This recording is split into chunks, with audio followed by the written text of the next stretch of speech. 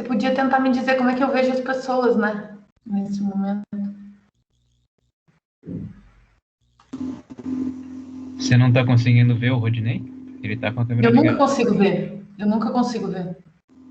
Putz. Eu falo sempre sozinha.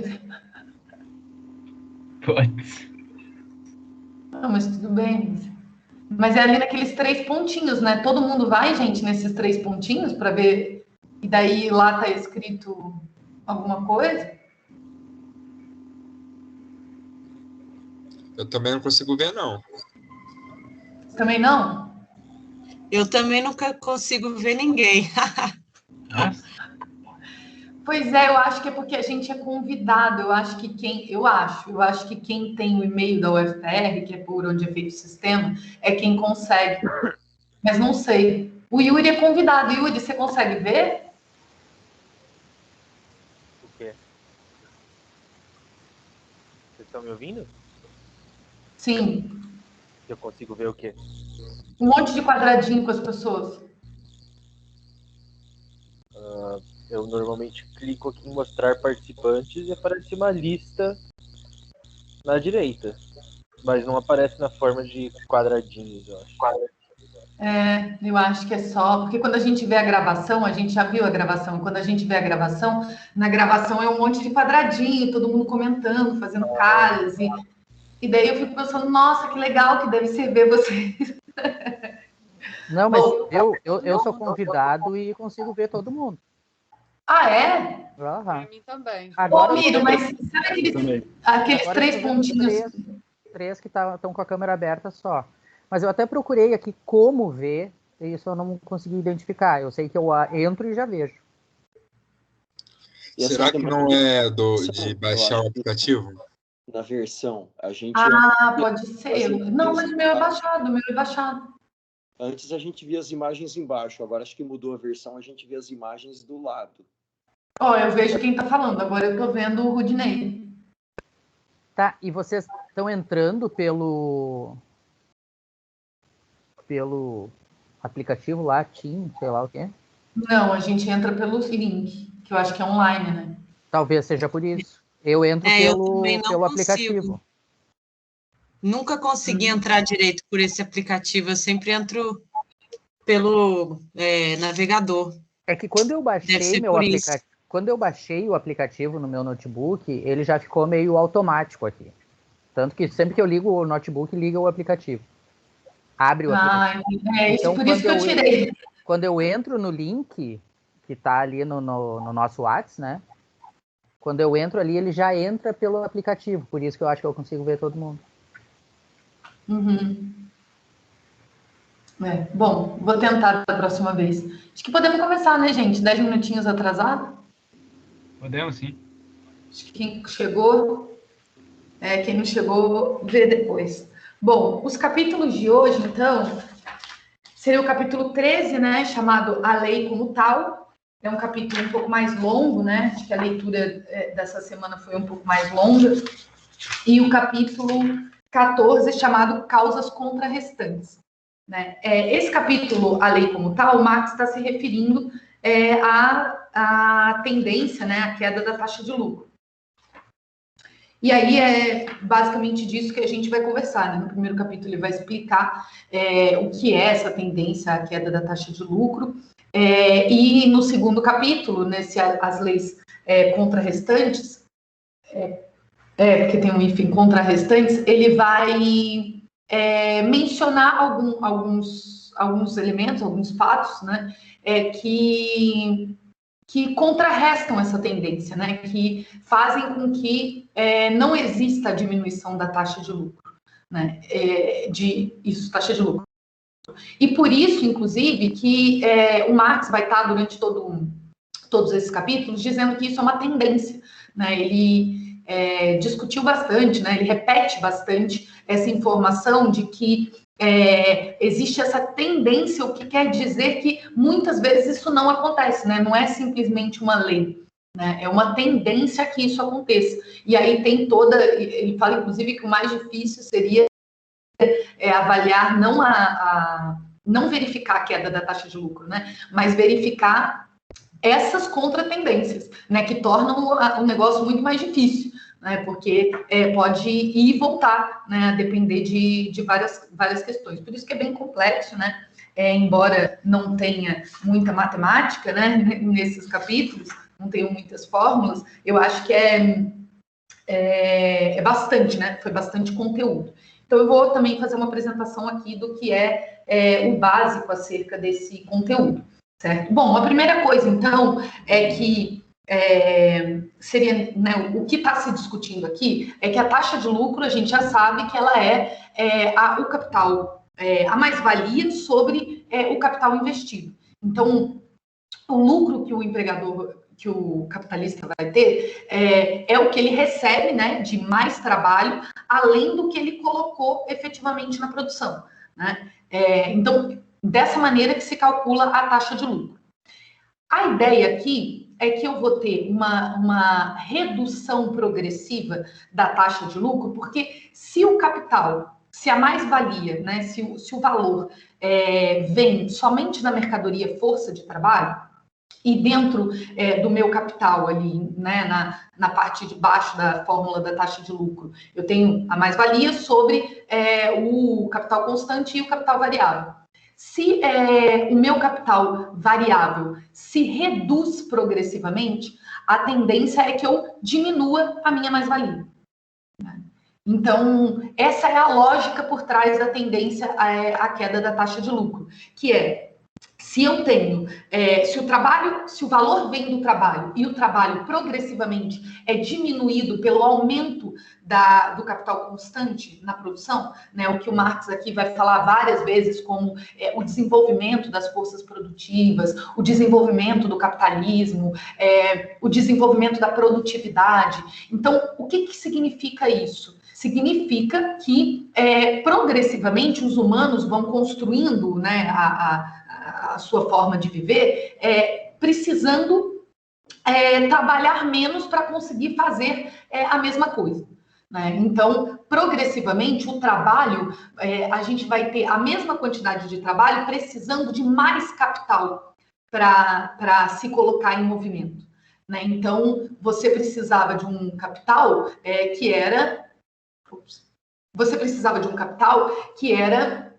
enorme para você colocar lá 10 trabalhadores para trabalhar.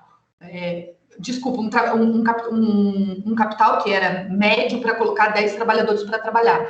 E hoje, você tem muito capital para 2 trabalhadores. Né? A gente vê que todas essas narrativas de desenvolvimento tecnológico, de redução do número de trabalhadores, mesmo lá no livro 1 do Capital, quando Marx fala que a tendência da grande indústria é a expulsão dos trabalhadores. Porque quando a gente aumenta a produtividade do trabalho significa exatamente essa relação que eu expliquei aqui, né? Que é essa relação de o quanto de trabalho que precisa para quanto de capital, né? Para quanto de meios de produção.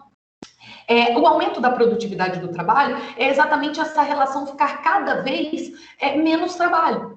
Né? E isso é bom, né? Porque isso permite que os humanos, em outro modo de produção, possam trabalhar menos, né? Possam, dividindo o seu trabalho, o trabalho que resta, ter uma redução da sua jornada de trabalho.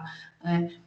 Então, nessa medida, o desenvolvimento tecnológico, né, a gente construir máquinas que substituam o trabalho, ele é progressivo no desenvolvimento.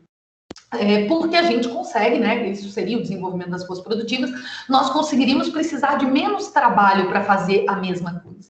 A questão é que no capitalismo, esse processo vai acontecer de uma forma distinta, né? No capitalismo, se você encontra uma máquina que consegue produzir por um trabalho, né, ocupando, por exemplo, a jornada de um trabalhador, 8 horas, você não vai virar para os 2 trabalhadores que tinham ali e falar, olha, agora a gente tem uma máquina aqui que trabalha 8 horas, então você pode trabalhar 4 e você pode trabalhar 4.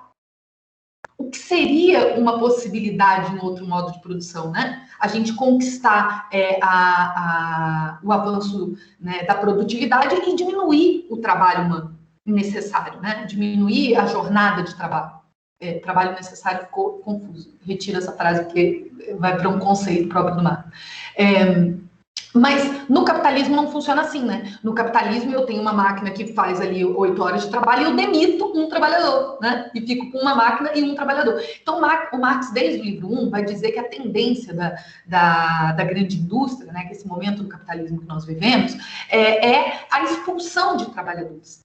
Porque cada vez mais o desenvolvimento do capital constante, da tecnologia, da produtividade, precisa de menos trabalho. Então, isso aqui é o que vai gerar a contradição do capitalismo, que é a tendência à queda da taxa de lucro. Por quê? Porque se o capitalismo, ao desenvolver seus meios de produção e precisar menos de trabalho, diminui, né, os trabalhadores que existem, e se o valor, o mais valor só advém do trabalho, porque o valor das máquinas é um valor meramente transferido para as mercadorias, não tem um valor a mais, né? Eu pago pela máquina e coloco o gasto dela nas mercadorias. Diferente do trabalhador, que eu pago pelo trabalhador e ele produz mais do que o salário dele, mais valia. Então, já que o trabalhador é o único que produz mais valor, o capitalismo entraria numa contradição intrínseca na medida que o avançar das forças produtivas é expulsar trabalho.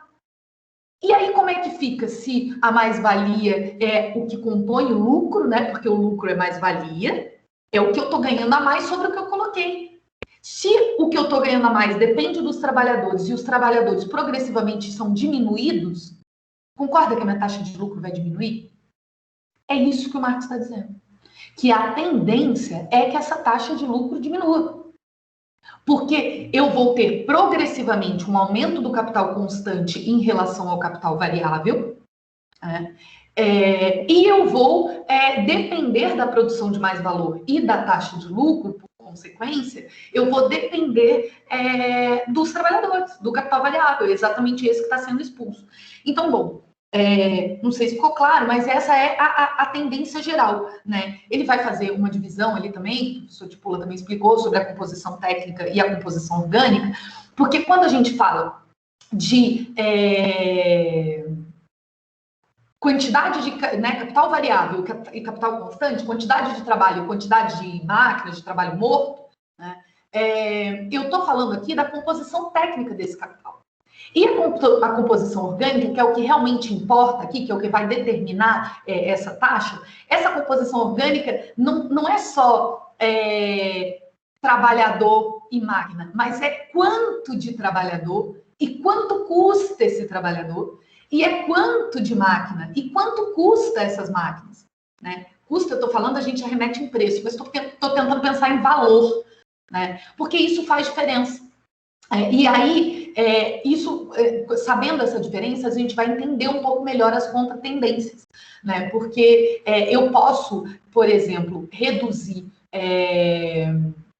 aumentar o capital constante, né, progressivamente em relação ao capital variável, só que esse capital constante está muito barato, porque eu uso lá trabalho barato das colônias, por exemplo, matéria-prima barata do Brasil, que produz minério de ferro, soja, laranja, frango barato, né? Então, esse meu capital constante aqui é barateado. Então, isso, por exemplo, compensa essa tendência, né? Então, a gente vai pensar em composição orgânica e não composição técnica. Composição técnica é essa relação constante variável, mas composição orgânica é o valor que tem o capital variável e o valor que tem o capital constante. A quantidade, né? Então, esse capítulo falou muito de massa e taxa, né? Massa de valor, taxa de valor, massa de lucro, taxa de lucro. Às vezes dá uma pedrada na nossa cabeça, né, o marxismo. Por isso que a gente tem que realmente estudar essas questões várias vezes. Mas essa questão de massa e taxa, acho que para ficar mais fácil, assim, se eu puder ajudar, acho que a gente tem que sempre pensar em massa como quantidade.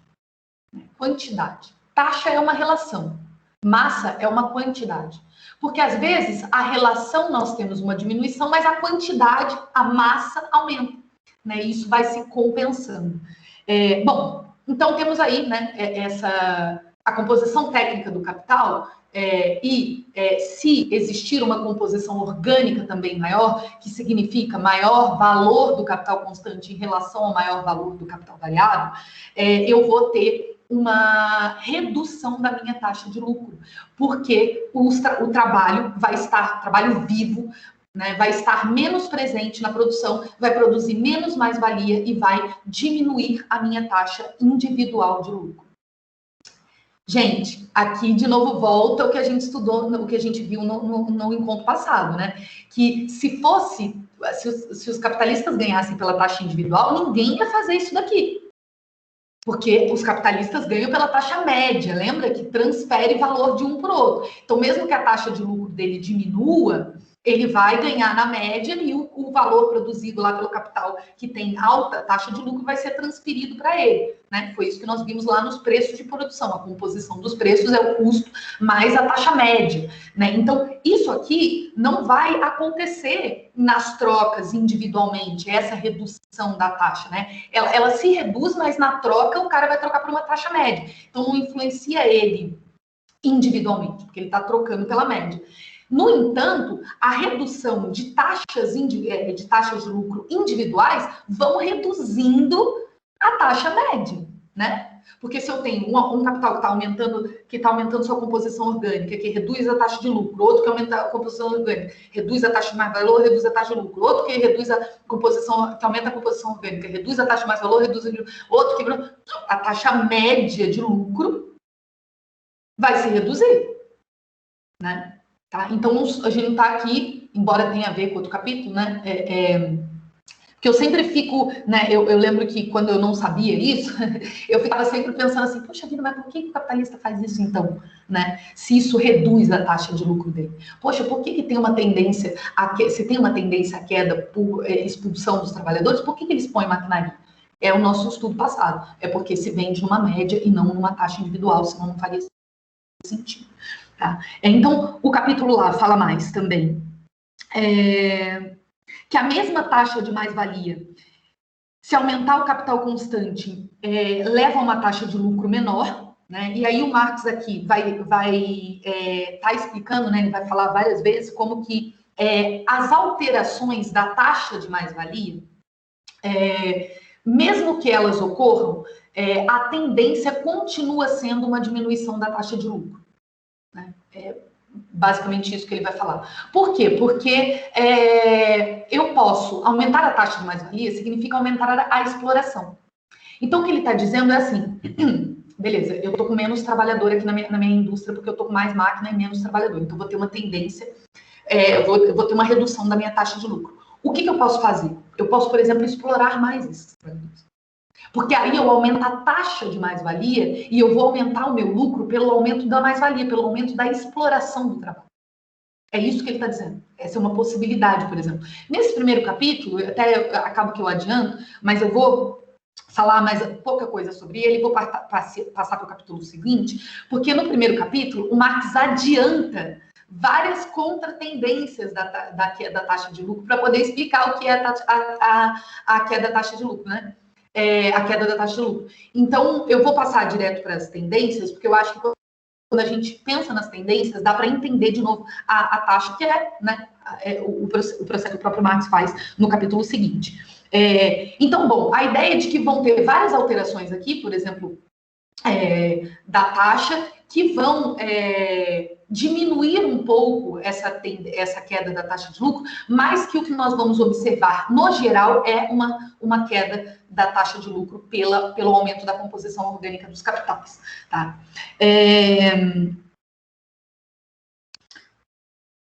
Cai o trabalho vivo, eu já falei, né? Ele vai falar também que existe uma redução do preço unitário da mercadoria. Né? Então, quando eu aumento a composição orgânica do capital, o que isso quer dizer? Que eu estou precisando de menos trabalho para aquela quantidade de capital que eu tinha. Para colocar em movimento aquela quantidade de capital que eu tinha, cada vez eu preciso progressivamente menos de trabalho, menos trabalhadores para fazer esse processo.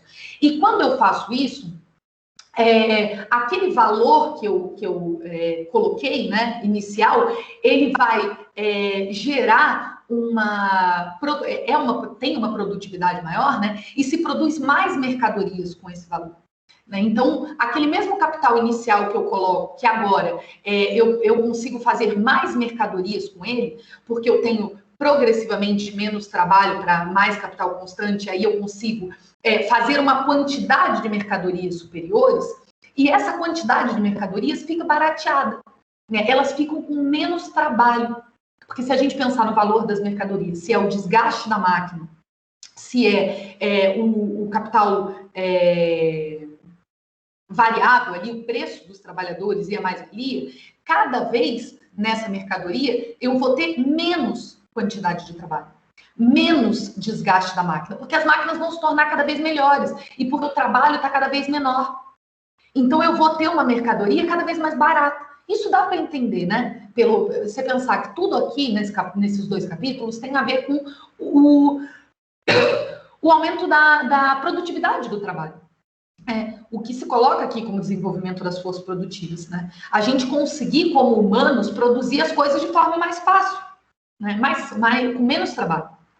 Então, as mercadorias produzidas vão ser mercadorias barateadas, vão ser mercadorias onde existiu a caneta. Agora eu preciso de menos trabalho para fazer essa caneta. Eu preciso de menos desgaste na máquina para fazer essa caneta. A matéria-prima para fazer essa caneta foi uma matéria-prima mais barata, porque tem menos trabalho, ou porque foi pega numa colônia. Então, a tendência é o barateamento da mercadoria nesse processo. E que mesmo a mercadoria mais barata, você também tem uma queda da taxa de lucro, porque a taxa de lucro vai ter a ver com a quantidade de trabalho, né, que está sendo reduzida. Aí o Marx vai falar que esse movimento de queda da taxa de lucro vai fazer com que os capitais pensem em estratégias para contrarrestar essa tendência.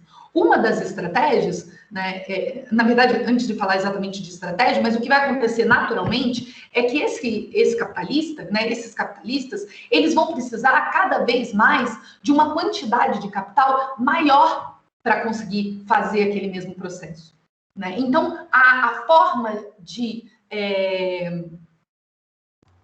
contrarrestar a queda da taxa de lucro é eu, por exemplo, aumentar a quantidade de capital que eu estou colocando.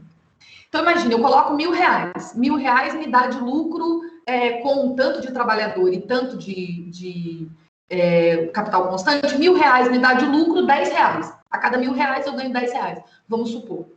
Se eu reduzo o número de trabalhadores aqui e o meu lucro, em vez de R$10, fica sendo 7, o que eu posso fazer? Eu posso colocar R$200.000 em vez de R$100.000. Se eu colocava R$100.000, ganhava R$10.000, e agora com R$100.000 e menos trabalhadores, porque eu aumentei a minha composição, aumentei a maquinaria e reduzi minha taxa de lucro, eu estou ganhando só 7, a estratégia que eu posso fazer é, em vez de colocar 100.000, colocar 200.000. E aí, em vez de 7, eu vou ter 14. Entenderam? Ele continuou tendo uma tendência da taxa de lucro dele. Se eu fizer um cálculo sobre qual é a taxa de lucro dele, ela diminuiu de 10 para 7. Porque ele reduziu o trabalhador e colocou mais capital constante. No entanto, ele foi lá e colocou o dobro de capital. Ele aumentou a massa, ele aumentou a quantidade de capital. Então, em vez de 7, ele vai ter 14, mesmo com uma queda da taxa de lucro. Então, o que o Marx está dizendo nesse capítulo, ele frisa milhões de vezes, é que é possível que a gente verifique na mesma realidade uma queda da taxa de lucro de 10 para 7, porque houve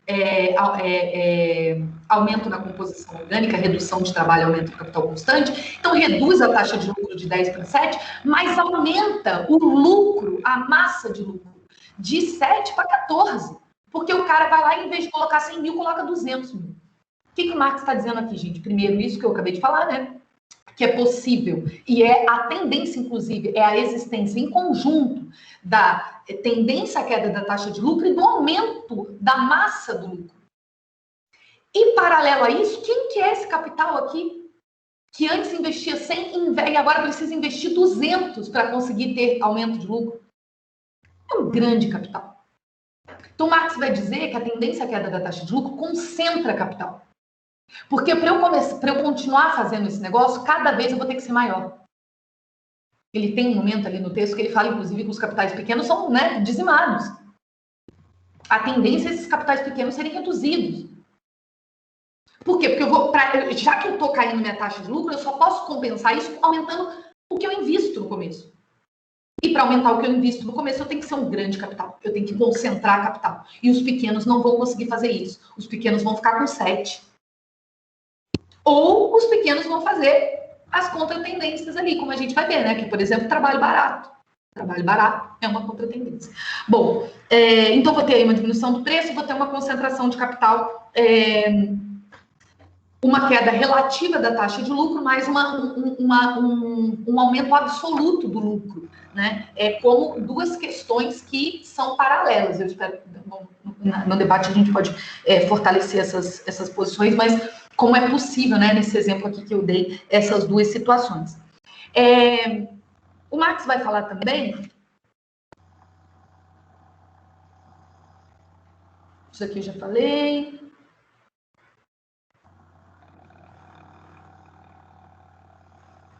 Acho que eu falei só. Vou passar para o capítulo 14, para não ficar repetitivo também algumas questões aqui que eu já posso explicar no capítulo 14. Bom, isso é a tendência à queda da taxa de lucro.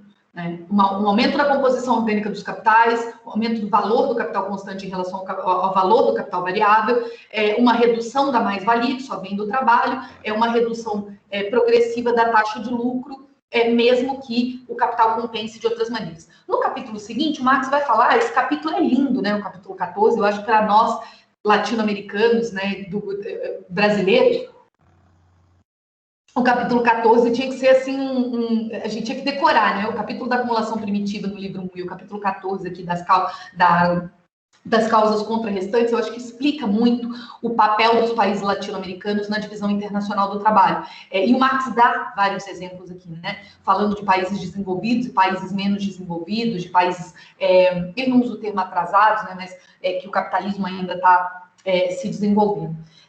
E que são os países que vão usar essas contratendências. Ele menciona, inclusive, as colônias, né, como os lugares onde existe alguns tipos das contratendências. Então, o Marx vai listar aqui 6 tipos de contratendência a essa queda da taxa de lucro. Primeira, a possibilidade de aumentar o grau da exploração do trabalho. Né, que é isso aqui que rapidamente eu mencionei com vocês. Por quê? Porque eu tenho uma diminuição do trabalho vivo, uma diminuição da mais-valia, né? Porque mais-valia, vamos supor lá, se eu tenho, lembra, eu tenho 80 de capital variável, de capital constante e 20 de capital variável, se eu tiver uma taxa de lucro de 100%, a minha mais-valia é 20, concorda? 20. Se eu reduzo o capital variável para 10, né, fica 90 de capital constante e 10 de capital variável, com uma taxa de 100% de mais-valia, eu tenho uma redução da minha taxa de lucro para 10, não é? Que porque é 100%, 10. Agora, vocês imaginem que eu tenho a possibilidade de fazer uma taxa de lucro, uma taxa de mais-valia, desculpa, de 200. Se eu faço uma taxa de mais-valia de 200, vocês estão vendo que eu tô, a minha taxa de lucro vai ser os mesmos 20? Porque sobre 10, eu vou explorar 200%, eu vou conseguir 20%. Então, mesmo que eu tenha uma redução do capital variável, eu posso simplesmente explorar mais esses trabalhadores. Aumentar a minha taxa de mais-valia. O que é a taxa de mais-valia? A quantidade de mais-valia que eu consigo sobre o trabalho. Se eu conseguir mais-valia sobre o mesmo número de trabalho, sobre um trabalho reduzido, ou se eu conseguir, por exemplo, eu tenho uma redução do trabalho e aumento do capital constante. Mas essa redução do meu trabalho, eu compensei aumentando a proporção da exploração. Como esse exemplo aqui que eu dei. Eu perdi 10 de capital variável, mas eu aumentei 10 na minha taxa de mais-valia. Em vez de eu ter 2 trabalhadores na empresa, eu só tenho 1. Mas esse 1, eu vou explorar ele como se fosse 2. Eu aumento a minha taxa de mais-valia. Isso é uma contratendência à queda da taxa de lucro. Por quê? Porque, embora o lucro esteja diminuindo pela redução do número de trabalhadores, eu exploro mais esses trabalhadores. Isso explica, por exemplo, a superexploração do trabalho na periferia do mundo, com mais intensidade de jornada, são os exemplos que o Marx dá, né? Fala, aumento de jornada, aumento da intensidade do trabalho, as mais-valias absolutas que ele coloca aqui, né? São possibilidades de eu aumentar a exploração do trabalho e compensar a diminuição do capital variável que eu tenho. Então, primeiro, aumento da exploração do trabalho. Segundo, salários abaixo do valor de reprodução. Por isso que eu acho demais assim, esse capítulo para a gente entender a nossa situação na divisão internacional do trabalho. Porque se os salários são, na economia, o custo de reprodução do trabalhador, se eu simplesmente pago os salários abaixo do valor de reprodução dos trabalhadores, eu estou economizando. A minha taxa de lucro está crescendo, está diminuindo porque eu tenho mais capital constante, mas eu estou tendo mais-valia porque eu pago abaixo. O trabalho não pago, ele entra dentro, né, do trabalho necessário. Ele invade o trabalho necessário. Os trabalhadores têm uma reprodução atrofiada. Se nós pensarmos que o Diese, por exemplo, no Brasil, indica que o salário mínimo brasileiro tinha que estar aí em torno de R$5.000, R$4.000 e poucos reais, e nós temos um salário mínimo de R$1.200, R$1.100, nós poderíamos pensar que os trabalhadores brasileiros ganham abaixo do seu valor de reprodução.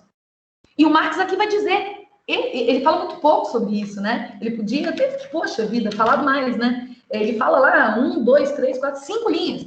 Agora o que ele fala é muito importante. Ele fala que essa é uma das principais contratendências à queda da taxa de lucro. E ele fala que isso é fruto da concorrência. Gente, qual é o papel do Brasil, por exemplo, na divisão internacional do trabalho? Vender trabalho barato. Quando a gente escuta um capitalista nacional falando, se tiver direitos sociais, direitos trabalhistas, a gente não vai conseguir concorrer no mercado internacional. Ele está falando aqui o que o Marx está dizendo. Que ele concorre no mercado internacional com o trabalho abaixo do valor de reprodução. E isso é uma das principais tendências, contratendências à queda da taxa de lucro.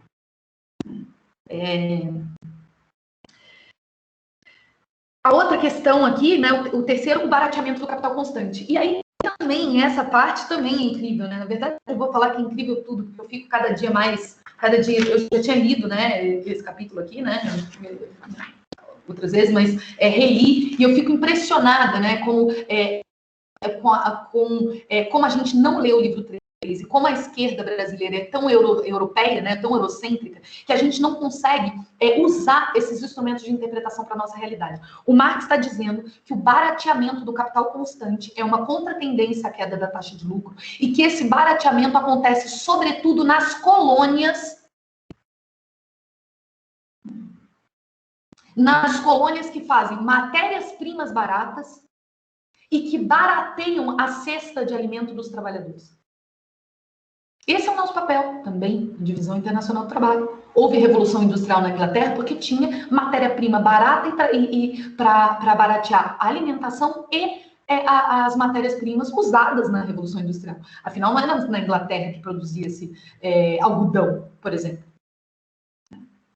Então, o barateamento do capital constante, vamos pensar ele dentro da tendência à queda da taxa de lucro. Eu tenho aqui aumento do capital constante em relação ao capital variável, né? Esse aqui é o aumento da composição orgânica do capital. Aumento do valor do capital constante em relação ao valor do capital variável. Tem um aumento do capital constante, só que esse capital constante fica barato. Entende?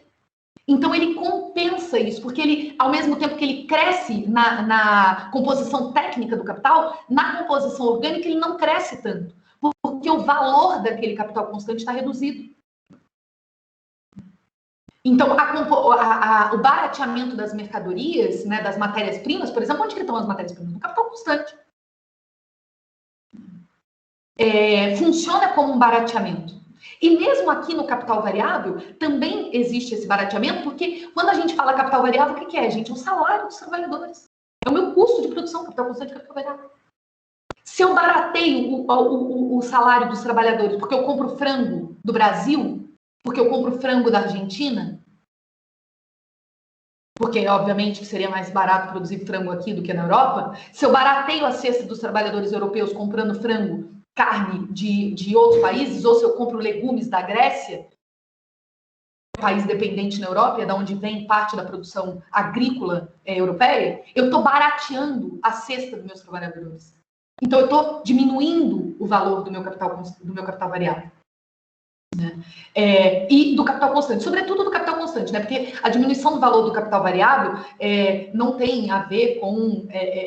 só se eu reduzir esse valor e daí tiver, na verdade, uma possibilidade de ter mais valia, né? Mais trabalho não pago, porque os meus trabalhadores estão custando mais barato. E aí eu consigo avançar com o trabalho não pago. Né? Então, seria uma possibilidade de aumentar o mais valor. Tá? E o barateamento do capital constante interferia aqui na composição orgânica dos capitais. Tá? Sendo mais rigorosa, funcionaria dessa maneira. Então, nesse capítulo, Marx vai dar ali vários exemplos, né? Barateamento do capital constante, como que ele compensa a redução do trabalho vivo. Uma quarta tendência, né, nós temos seis tendências, seis elementos que contrarrestam, né, causas, como a gente chama, seria a superpopulação relativa. Gente, o que é superpopulação relativa? É o aumento do desemprego, o aumento do exército de reserva, o aumento do número de trabalhadores em relação ao capital disponível para pôr trabalhadores em movimento. Né? Se a gente vê lá no livro 1 também, o conceito de exército de reserva é a quantidade ali, né? Ele vai ser determinado pela quantidade de capital que eu tenho para o número de trabalhadores que eu tenho. Se eu aumento progressivamente o número desses trabalhadores com uma superpopulação relativa, o que vai acontecer? Vários trabalhadores vão ficar fora do mercado. Ou eles vão trabalhar por menos para viver, né? Vai ter uma pressão. Aliás, tudo isso vai acontecer ao mesmo tempo, né? Eles vão trabalhar por menos para viver, aceitar salários inferiores, eles vão tensionar uma redução dos salários dos que conseguem emprego, porque se você não quiser, tem outro que quer, né? Como nós vemos também nas economias aqui, nas nossas economias, que tem um exército de reserva ampliado. Então, Marx vai estar dizendo como que ter trabalhador em excesso, né, que é típico do não desenvolvimento do capitalismo e do trabalho manual que ele fala, né, da diminuição do capital constante em relação ao capital variável, mais trabalho, né, vai contrarrestar a tendência à queda da taxa de lucro, porque eu vou ter mais trabalho vivo, menos salário, custando menos, então mais valia. Tanto mais valia pela quantidade de trabalhadores, tanto mais valia pela quantidade de exploração que eu consigo fazer com baixos salários. Né? E, portanto, uma maior taxa de lucro em relação ao capital constante. Então, ter uma superpopulação é também uma contratendência. O quinto elemento, o comércio exterior, né? O Marx vai dizer que o comércio exterior permite baratear os meios de produção. Né? Na verdade, ele vai aqui nessa parte do comércio exterior também falar das colônias, né? Na verdade, é quase que é parecido, né, com o barateamento do capital constante, porque ele fala que no barateamento do capital constante, ele fala que como quando a gente desenvolve a tecnologia, a gente acaba barateando também o capital constante, também a produção de matérias-primas, né? Aquilo que eu falei, tem essa caneta. A matéria-prima da caneta começa a ser mais barata. A máquina que faz a caneta começa a ter menos trabalho. Eu vou barateando as mercadorias. E no comércio exterior, eu vou ter esse barateamento do capital constante por essas relações de colônia, né? Que eu não vou reproduzir aqui, que eu acabei falando também, já adiantando no barateamento do capital constante. Tá? E, por fim, o capital por ações, né? Que eu acho ainda difícil da gente entender exatamente, porque a gente ainda não falou sobre juros, né? E o Marx vai dizer aqui que as sociedades por ações, elas diminuiriam ainda mais a taxa de lucro. Tá? Só que elas não entram na conta, né, porque elas têm uma taxa de lucro muito baixa, então elas diminuiriam a taxa de lucro. Mas elas não entram nessa equalização da taxa de lucro, porque os capitais por ações, quando compram, quando se movem, né, na concorrência, eles vão se mover pela taxa de lucro prometida, pela taxa de juros prometida para eles. Tá? E por isso eles não vão estar preocupados com a taxa de lucro e vão estar preocupados com a taxa de juros. Então, eles não vão entrar na equalização da taxa de lucro, o que faz com que a taxa de lucro permaneça em determinada maneira. Então, na verdade, ele não contribui para aumentar a taxa de lucro, mas ele contribui para não reduzir a taxa de lucro. Tá? Mas acho que quando a gente conversar sobre juros, isso vai ficar mais claro. Tá? E a gente pode voltar nesse ponto. Essa, pelo menos, é a minha proposta para não adiantar as questões. Eu acho que foi isso, gente. Eu sempre me empolgo, porque eu acho incrível mesmo, assim, ler o Capital. Então, mas fica aberto aí para os comentários. Vamos abrir para as perguntas. Yuri, você está falando? Falei que abrimos para...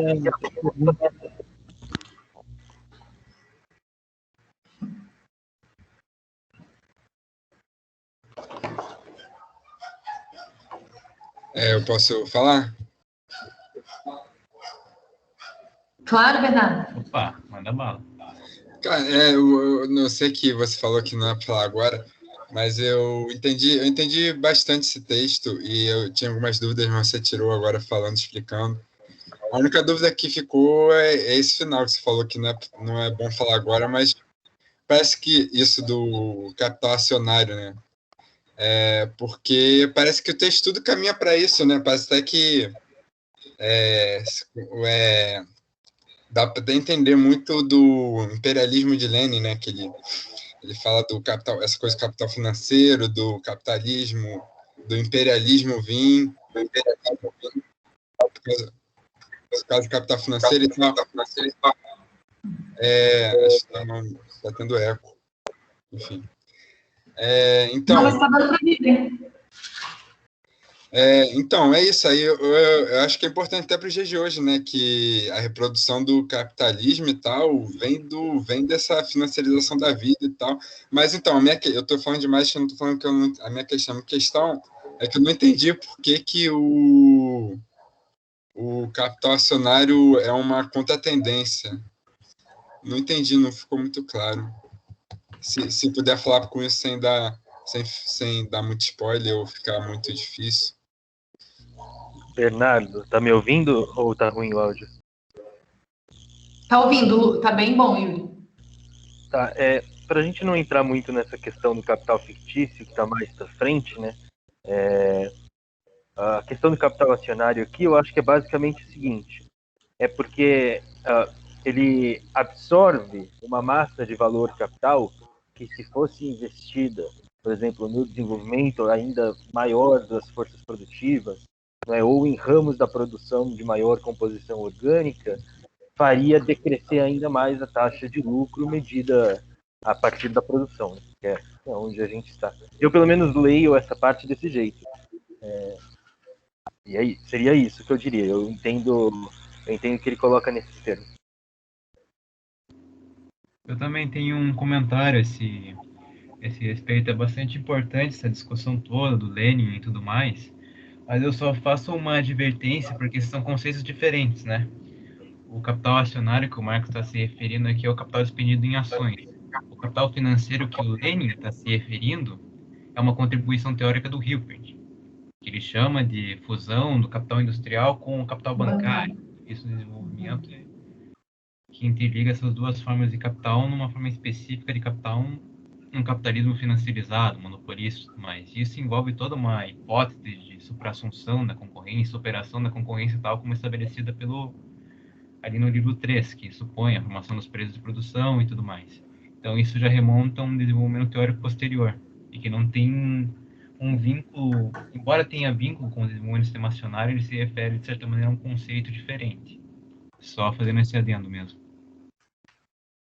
Bem lembrado. Eu acho que o que tem mais a ver com o Lenin, né, Matheus, é todo o resto, né? Que é a questão da expansão do capitalismo, junto com a relação com as colônias, o imperialismo que está presente aqui, né?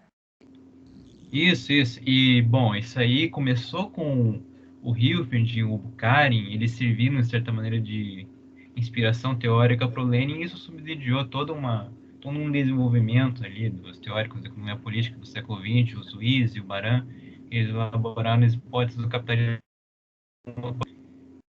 mais ou menos nessa direção aí. Bom, como isso está fora do escopo do livro, né, talvez seja importante reforçar isso que o Matheus lembrou, que é justamente o seguinte, essa ideia de financeiro, capital financeiro, né, no Marx isso não comparece. Né? O que comparece é ali no Capital do Marx, né, na teoria, o que a gente vai ver, ele vai falar de ações, etc., é a categoria de capital fictício. Né? Mas só para colocar essa questão que o Matheus... Exatamente.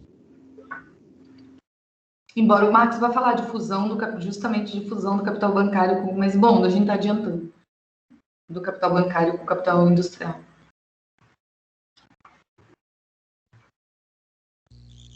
Pergunta?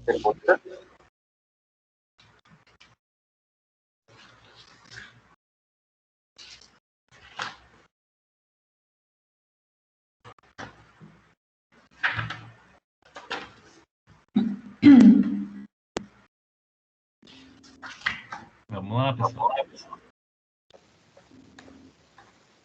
Oi, pessoal. Boa noite. Boa noite, Almir. Boa noite, Almir. Gente, rapidinho, feche o microfone se não estiver falando, porque está tendo retorno. Tá. Bom, vamos começar pelo começo. A primeira dúvida que me surgiu é a seguinte: essa lei da queda tendencial da taxa de lucro, ela pressupõe que um progresso ou um desenvolvimento do capitalismo acabe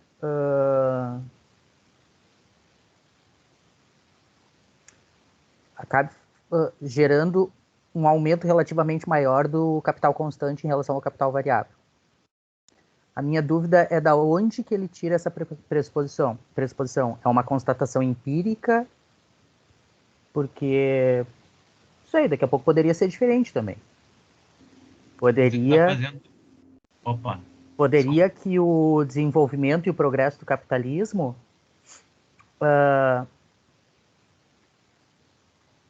intensificasse ainda mais o trabalho, fizesse com que os trabalhadores trabalhassem mais horas por dia, enfim, várias outras questões. Eu não tô questionando a lei em si, eu estou questionando o pressuposto da lei. Eu não estou nem questionando, estou querendo saber de onde que ele tirou isso, se é uma constatação empírica ou decorre do quê? É uma dúvida bem pertinente, viu, Almiro? É uma questão bem importante. Você está fazendo os 3 livros, né? Conjuntamente. Beleza.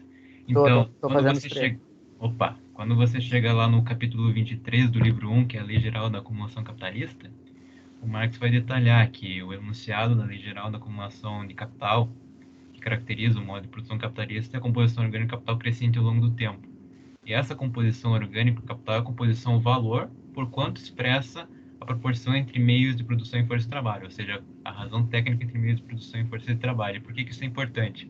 Por exemplo, no exemplo que você traz ali especificamente, como dobrar a jornada, quer dizer, prolongar a jornada, aumentar a intensidade do trabalho, esses são exemplos que alteram a composição, valor do capital, mas que não alteram a composição técnica.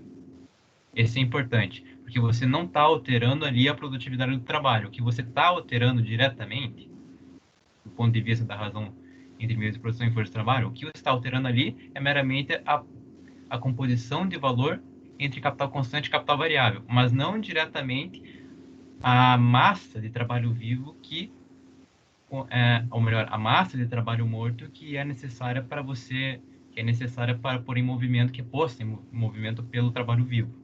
Então, esses exemplos especificamente, eles não alteram a composição técnica do capital, ou seja, eles não alteram a composição orgânica também. O que eles alteram é meramente a proporção de valor entre capital constante e capital variável. O que ele vai pressupor aí na obra, para fins didáticos, é que a composição valor está expressando essa composição técnica, mas na realidade as coisas não têm de ser necessariamente assim, ou melhor, elas, na realidade, empiricamente, se a gente for pegar, elas não coincidem realmente.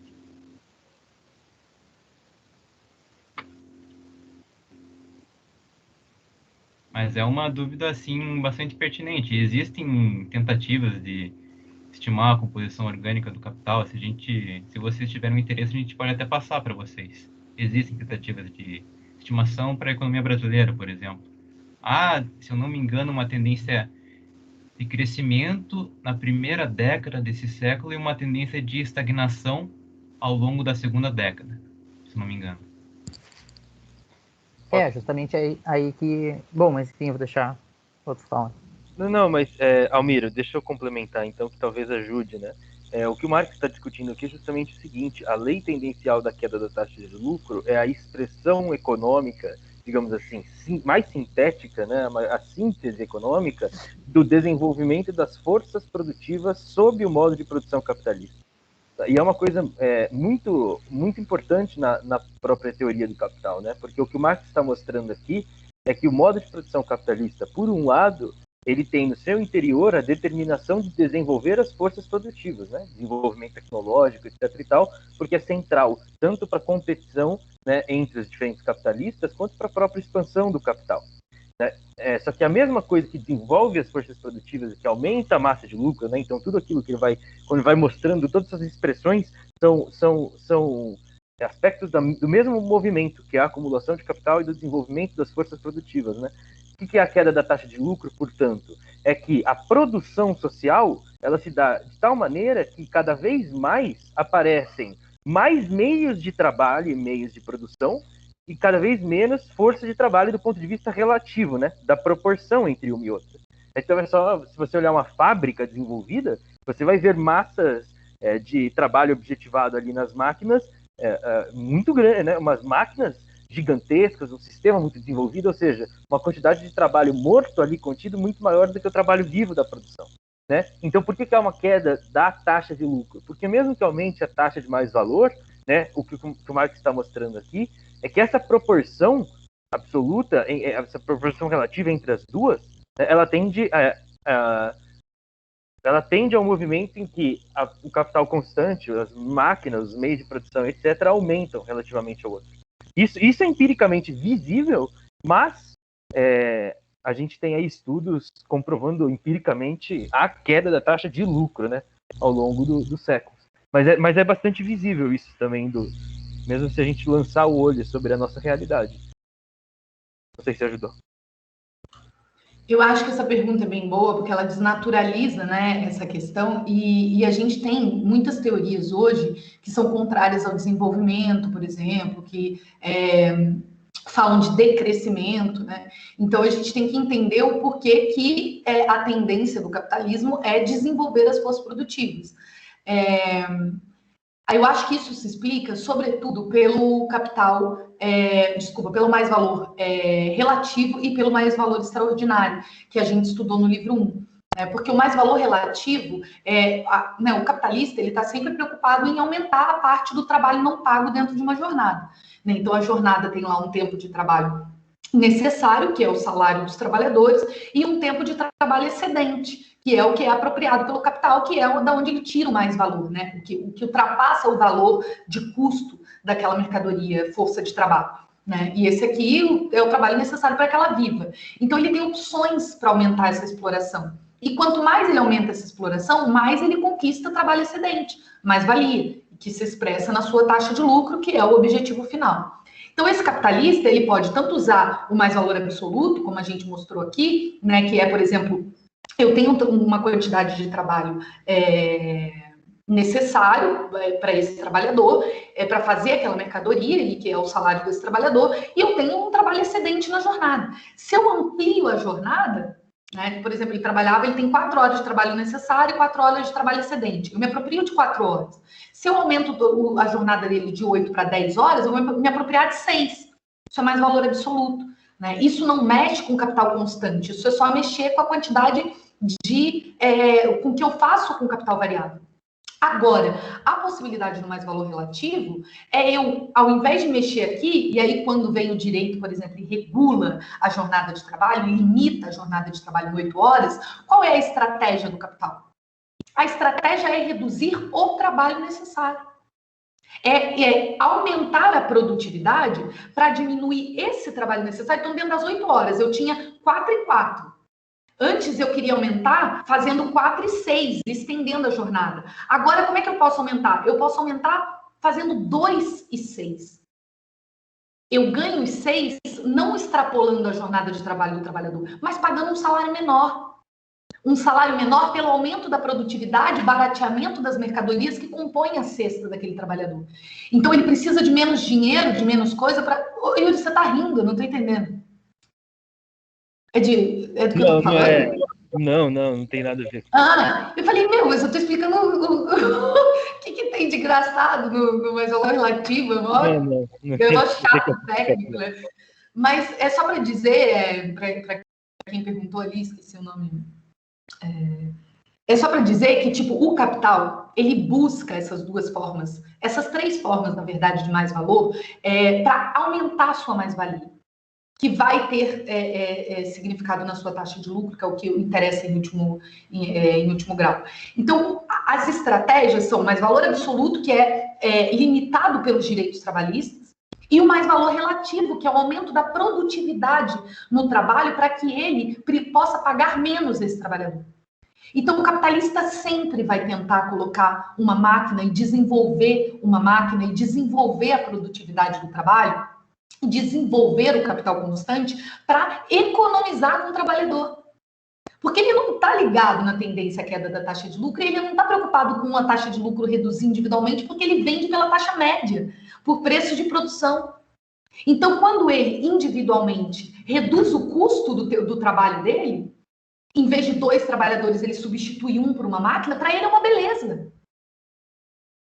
Porque ele reduz a taxa de lucro dele individual, mas como ele vende pela média, ele ganha valor do outro que está vendendo com trabalho barato.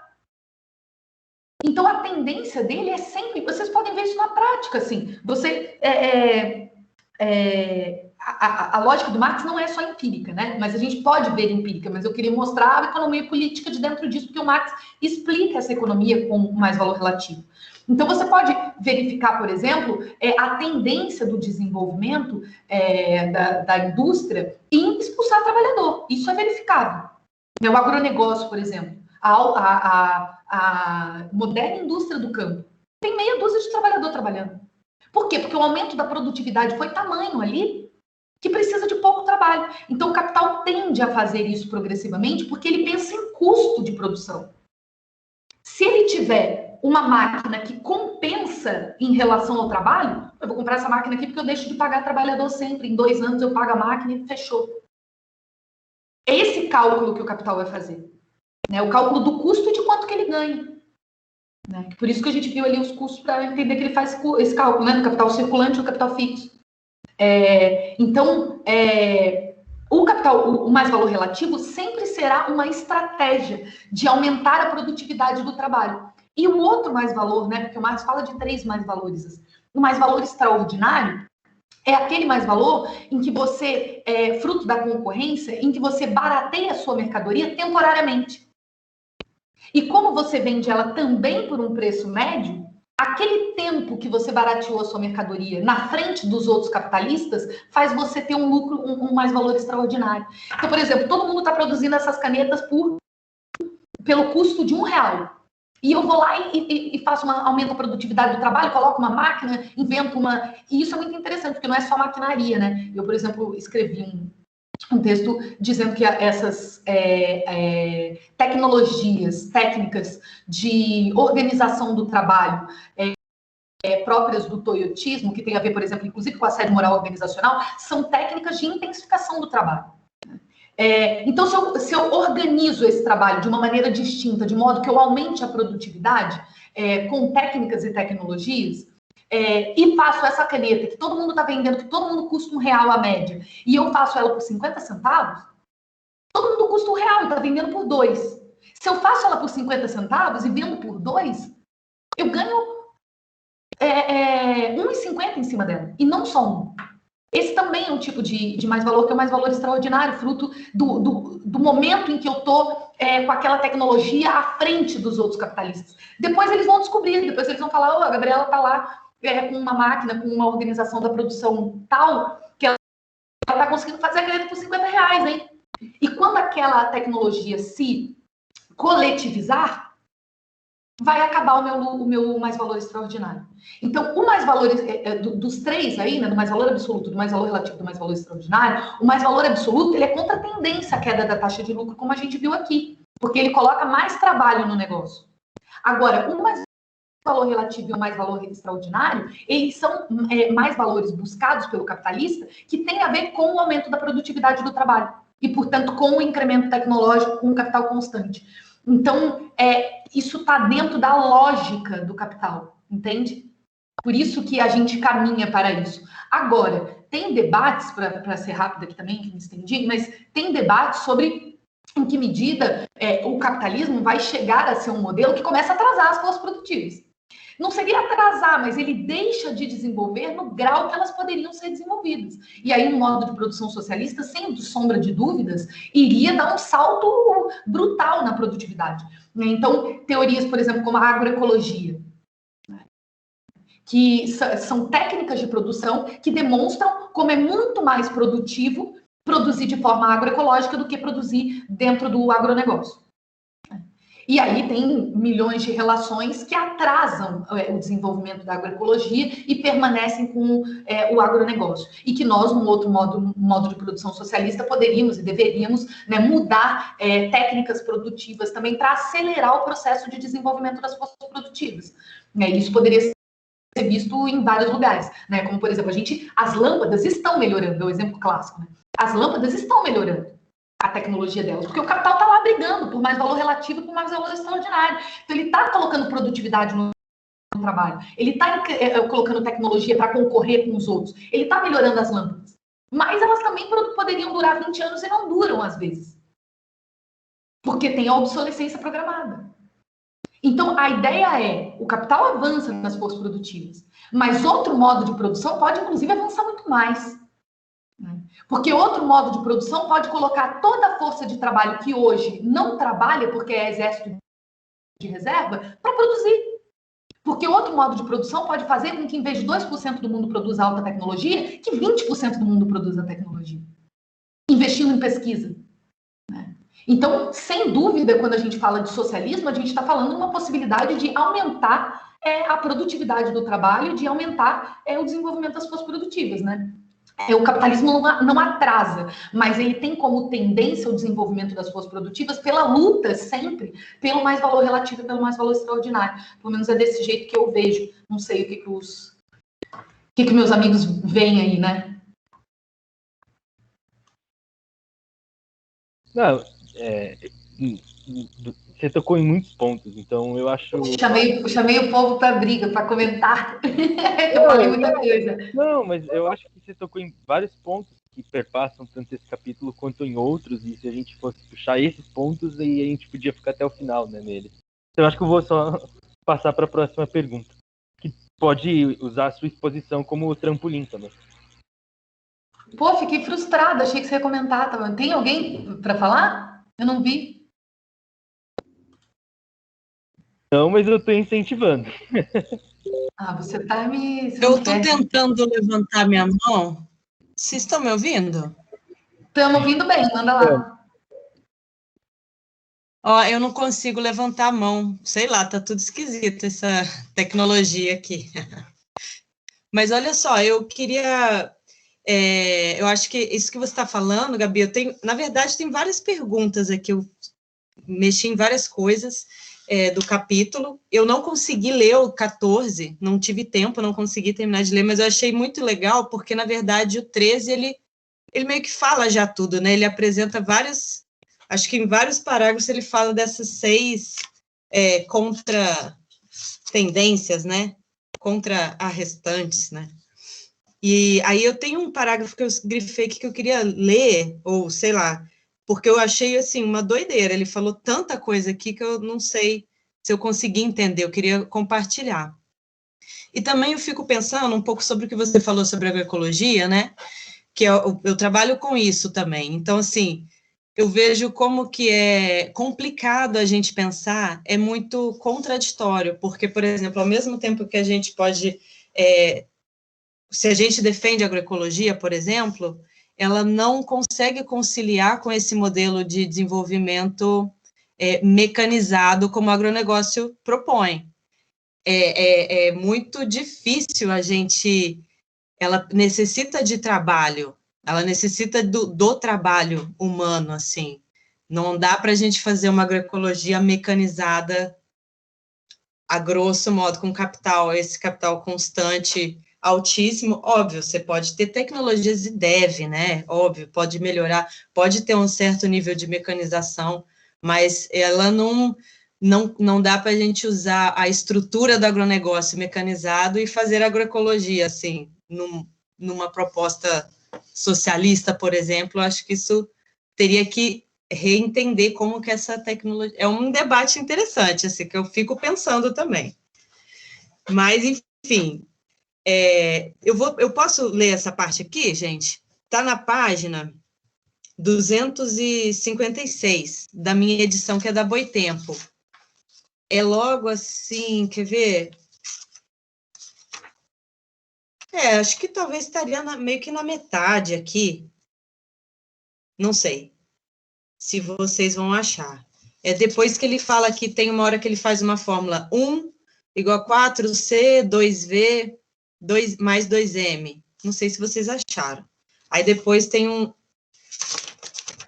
um parágrafo e outro, que é um parágrafo gigantesco esse aqui, na verdade. Aí ele fala o seguinte: no entanto, a própria acumulação e, com ela, a correspondente concentração do capital é um meio material para aumentar a força produtiva, né? Então, pressupõe que o capitalista tem que ter um acúmulo ali, né?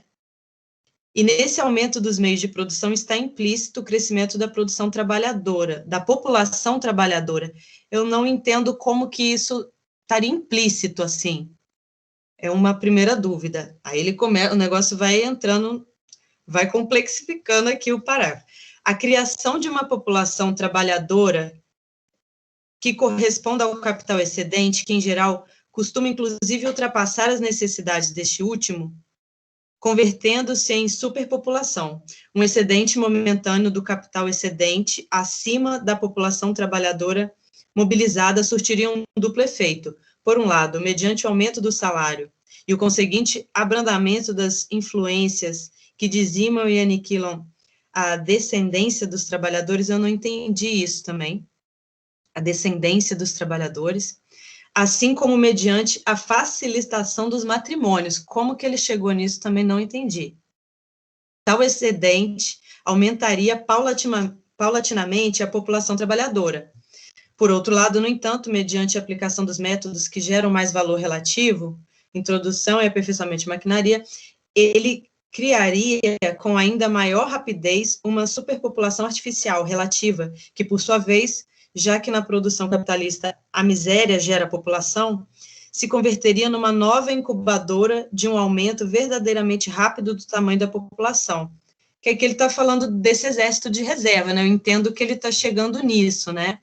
Dessa massa que, inclusive, depois ele fala, da natureza do processo capitalista de acumulação, que não é mais que um aspecto do processo de produção capitalista, segue-se, portanto, que a massa crescente dos meios de produção destinados a converter-se em capital tenha sempre à disposição uma população trabalhadora crescente na mesma proporção, excedente e suscetível a ser explorada, né?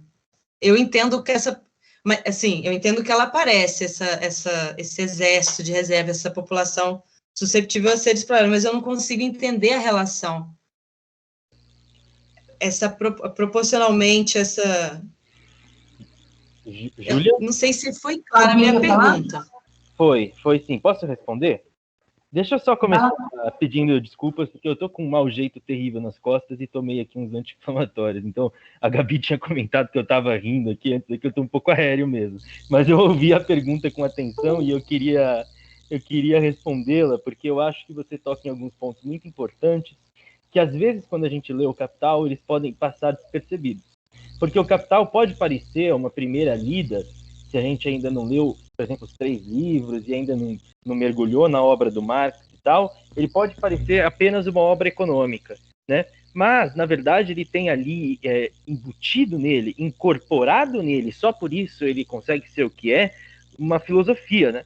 uma forma de entender a totalidade, não uma filosofia no sentido de algo a priorístico ou uma filosofia da história que diz como tudo tem que ser, não, mas uma forma de compreender a realidade, né? No caso, a partir da produção material, etc. e tal.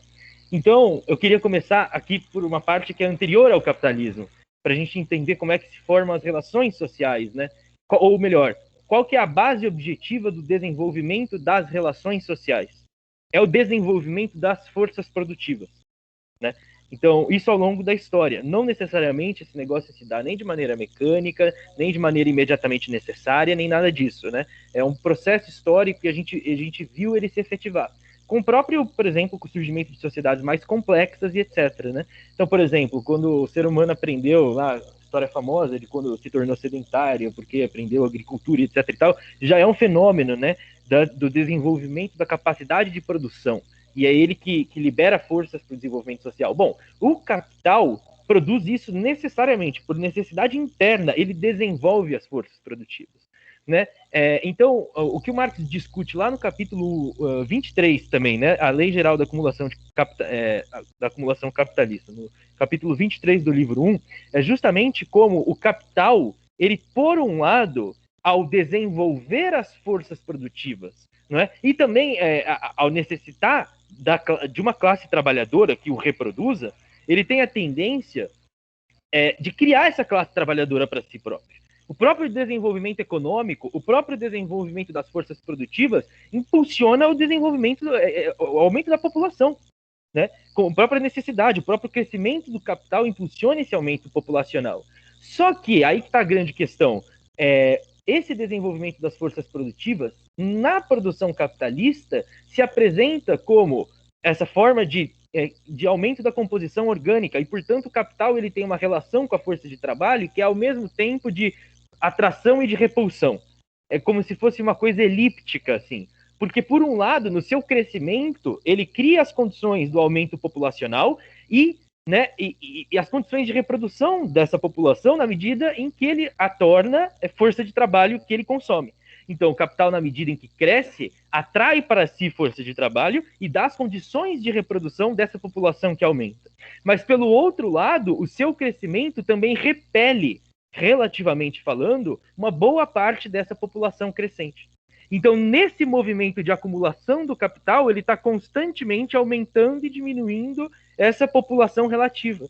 Que, se você olhar empiricamente, é muito claro, por exemplo, nos níveis de desemprego, que sobem, descem, etc. A economia vulgar vai falar de um desemprego estrutural, etc. e tal. Mas então é disso que ele está falando, né? Desse movimento do capital, que ao mesmo tempo em que cresce, em que cria as condições para a reprodução dessa população aumentada, né, em que cria as condições que, por exemplo, fortalecem esse desenvolvimento aumentado da população, pelo outro lado, ele também repele relativamente essa população da produção e a faz ser superexcedente. E não excedente porque não há forças produtivas para reproduzi-la, pelo contrário, há muitas forças produtivas, mas o capital não os pode incorporar. É claro que a gente também não pode tomar essa lei de maneira mecânica, né? Porque se a gente for ver, por exemplo, a taxa de natalidade dos países, ela varia muito ao longo do tempo. Então não se pode tomar isso como uma lei mecânica que abstratamente vai determinar o crescimento da população em cada um dos locais. Mas de maneira geral, sim. De maneira geral, o desenvolvimento das forças produtivas engendra um aumento da população que, pelo fato do capital ser como é, e além de atrair, repelir, né, forma-se essa massa relativa. Então, e aí eu só queria terminar essa conversa com você comentando, então, a coisa que você falou do ecossocialismo, etc., ou pelo menos não é ecossocialismo, né, mas das formas de produção mais diferenciadas. Eu acho importante a gente ter em mente que desenvolvimento das forças produtivas significa desenvolvimento da capacidade humana de transformação da natureza, né, de poder fazer aquilo que se quer fazer com menos trabalho ou com mais qualidade também, e com menos trabalho a partir dessa qualidade. Então, essa é uma coisa importante, gente, pelo seguinte: o desenvolvimento das forças produtivas não é uma escolha, ele é o momento necessário para a gente continuar se reproduzindo. A falta de desenvolvimento das forças produtivas é a hecatombe social. É um genocídio de milhões e bilhões de pessoas. Porque a gente precisa continuar desenvolvendo essas forças produtivas para continuar reproduzindo a sociedade minimamente, né? Então esse capítulo 13 ele é muito importante porque, por mais que o Marx não fale e não vá dizer, porque não é isso, o capitalismo vai acabar sozinho, porque ele não vai acabar sozinho, ele só vai acabar se a gente construir outra coisa. O que o Marx está mostrando aqui é que ele dilapida as suas próprias condições históricas de reproduzir-se enquanto modo de produção humano. Porque para a sociedade poder continuar se desenvolvendo, no ponto em que a gente está, a gente precisa continuar desenvolvendo as forças produtivas. E o capital entra em contradição consigo mesmo na medida que o faz. E a gente vê o que a gente vê hoje, por exemplo, né? Esse cataclisma, né? Esse mar de capital que não consegue se acumular, esse mar de gente sem trabalho, né? Em vários pontos do mundo, etc. E tal. Então a gente está vendo esse movimento histórico hoje num nível mais elevado. Né?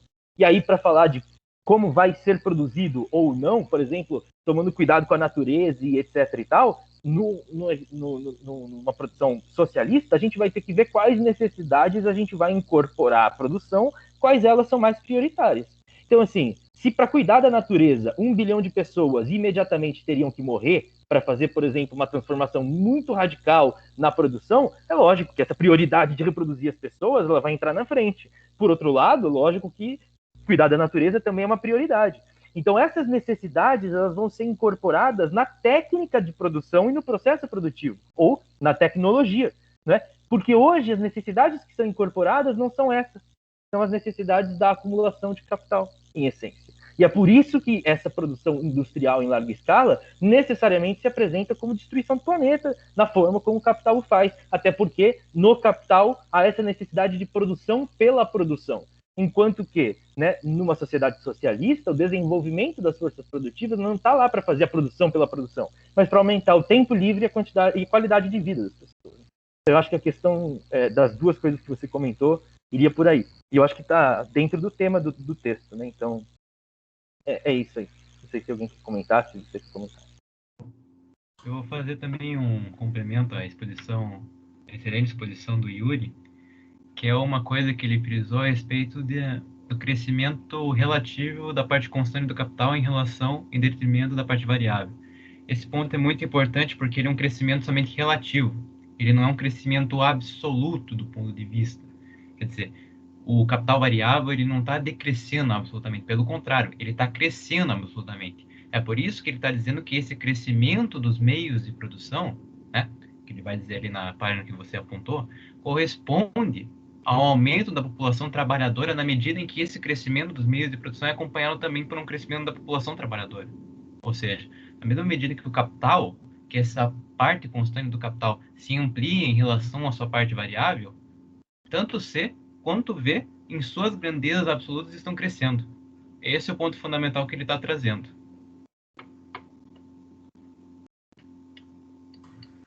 Eu só acho que aqui essa questão ficou mais histórica mesmo, né? Como o Yuri mencionou ali, que ele fala, por exemplo, nessa possibilidade, né, de que a ampliação dos salários aumentaria os trabalhadores. Eu acho que, inclusive, a facilitação do matrimônio ou as causas que provocam morte dos trabalhadores, eu acho que aqui a gente tem que pensar também que, historicamente, eu imagino que o Marx esteja se referindo a mortalidade infantil, por exemplo, né, por desnutrição ou por baixa condição de saúde, né, que eram típicos da classe trabalhadora nesse momento, né, em 1850, 1870. Então, se a gente pensar, muito pouco tempo que a gente tem assim, um desenvolvimento, né, das crianças que não seja, talvez, majoritariamente a morte, né? A nossa espécie tem muitas dificuldades, né? A gente nasce prematuro e tal. Então, eu acho que existir bons salários, né? Que não eram bons, né? Mas ter uma possibilidade de salários permite com que esses fatos que levam à morte, né? Que é como ele coloca aqui no texto, né? Que essas abrandamento das influências que dizimam e aniquilam a descendência dos trabalhadores, pode ser, por exemplo, as mortes por adoecimento, por condições insalubres de habitação, né, que os trabalhadores moravam em casas que não tinham ar para respirar, nem porões, né, ou mesmo a reprodução das crianças, ou a condição de alimentação, que eu acho que é uma um dado interessante para a gente pensar a reprodução atrofiada dos trabalhadores, a desnutrição, né? Tendo em vista que o Brasil, por exemplo, é um país que tem altos níveis de insegurança alimentar, quase 50% das famílias têm algum grau de insegurança alimentar. Nesse ponto, a gente está falando de reprodução atrofiada dos trabalhadores, né? De salários abaixo do valor de reprodução. Eu imagino, assim, né? Vejo isso como um modelo. Eu acho que aí ele fala das facilitação do matrimônio, eu não sei, né? O que ele se referia, talvez a possibilidade das pessoas casarem e terem filhos, né, no casamento, né? Então isso aumentaria a quantidade de trabalhadores. Mas eu acho que é muito histórico. Casar, né? Ele está deixando para ter filho tem que casar, né? O matrimônio ele está falando, mas na verdade quer falar de reproduzir, né? De ter filhos, né? Sim, mas o Marx tem uma passagem muito interessante. Desculpa. Não, eu não tinha entendido que quando ele está falando disso, dizimam e aniquilam a descendência dos trabalhadores, é a morte deles mesmo, né? É explicitamente isso, né? Eu não tinha entendido isso. Pode falar. Mas o Marx tem uma frase que eu posso procurar para a próxima coisa, mas é bem interessante, que eu não me lembro agora também aonde que está, mas eu tenho ela anotada, assim, que fala que o matrimônio, né, e o aprisionamento das mulheres e dos filhos ao homem é a primeira forma de escravidão, né? Então, eu acho que ele tem uma noção também que o casamento não é lá essas coisas, né, embora não desenvolva, né, isso não faz parte tanto da economia política dele, quanto poderia mesmo, né? Mas eu acho que essa questão aqui, a gente verifica, né? Tem algumas teorias, por exemplo, em relação ao encarceramento, que vão compartilhar dessa ideia de que o capital precisa sempre manter um exército de reserva, né? Isso é necessário para o capitalismo. Então, o capitalismo, por exemplo, vai encarcerar e desencarcerar na medida do exército de reserva. Então, quando eu preciso de muitos trabalhadores, eu deixo frouxo o cárcere, né? A criminalização. Quando eu tenho um excesso de trabalhadores, eu criminalizo mais parte dos trabalhadores. Isso é uma possibilidade de explicação, por exemplo, assim, para ver como que o capital sempre está preocupado com a manutenção do exército de reserva. Isso na história do Brasil também é verificado, né? Na medida que a gente só conseguiu ter capitalismo no Brasil quando a gente aboliu a escravidão e importou brancos pobres europeus. Porque antes disso não tinha como ter capitalismo no Brasil, porque a gente não tinha, o Brasil, historicamente, era um país de ausência de força de trabalho, de carência de força de trabalho, porque os escravizados não se reproduziam como resistência, né? Então, o número de trabalhadores que existia no Brasil sempre foi inferior ao número de trabalhadores sequestrados, né? E todas as outras resistências escravas, de modo que só foi possível o capitalismo no Brasil com a criação de um exército de reserva composto por escravos abandonados, né? Por isso que não ganharam terras, para fazer a subsunção formal do trabalho ao capital, e a importação de brancos pobres criou um exército de reserva brasileiro, né? Sobretudo composto pelos negros. Então, o capital vai sempre estar preocupado, e essas questões de desenvolvimento, a gente tem, historicamente, daria para pensar algumas coisas, né? Por exemplo, o baby boom, né? Com o desenvolvimento pós-guerra, né? Uma reconstrução do capitalismo, altas taxas de desenvolvimento, e todo mundo teve filho para caramba, porque era possível ter filho para caramba, porque tinha direitos, porque tinha condições de vida para ter filho para caramba, né? Então, os salários, eles permitem, de alguma maneira, a produção, né, reprodução de novos trabalhadores. Mas eu poderia pensar isso, mas eu acho que também isso não é correto exatamente, porque isso depende da cultura, né? E a gente tem também o desenvolvimento econômico em vários países limitando o número de nascimentos, né? As pessoas podem daí escolher não ter filhos, porque também podem, né, escolher viver a vida sem precisar de filhos para cuidar dela depois, né? Se você tem um estado de bem-estar social, por exemplo, como o europeu, que te permite não ter família, né? Porque uma enfermeira vai vir do posto de saúde, vai te trazer comida na velhice. No Brasil não é possível isso. Então, eu acho que aqui ele acaba falando um pouco da história, né? Eu iria por esse lado da interpretação também. E realmente concordo com você, que realmente não necessariamente famílias que têm muitos filhos, têm condições pelo desenvolvimento ou com salários, né? Muito pelo contrário, muitas vezes famílias têm muitos filhos, são famílias muito grandes que vivem numa miséria muito grande também, né? Mas como isso se dá, porque como se o capitalismo favorece ou não isso e onde, né, ele estimula ou acaba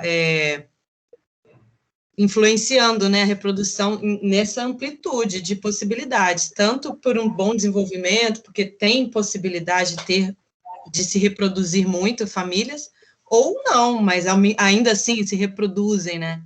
Aí tem muito pano para manga, que eu acho que nem é o que a gente está falando, né? Mas eu entendi o que, assim, de forma geral, acho que